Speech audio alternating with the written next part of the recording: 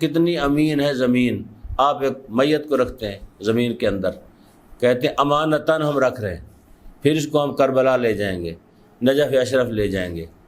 تو وہ زمین میت کو بھی کچھ نہیں کہتی جب تک امانت ہے. یعنی خالق نے اتنا امین بنایا ہے زمین کو. بندہ سوچے کہ بندے کو کتنا اللہ نے عزت دی ہے، شرف دیا ہے، مقام دیا ہے، لیکن بندے کے پاس اگر کوئی امانت رکھیں ہو سکتا ہے وہ غائب ہو جائے.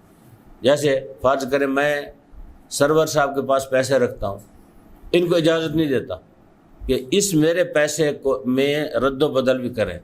تو شریعت کہتی ہے وہی نوٹ کسی کو دے نہیں سکتا. یہ نہیں کر سکتا کہ یہ کہے کہ یہ میں دے دیتا ہوں اس کی جگہ پہ اور رکھ دوں گا. اگر میں کہوں کہ تصرف کر سکتا ہے اس کے اندر تو یہ دے سکتا ہے، پھر اسی کے بدلے مجھے پیسے دے سکتا ہے.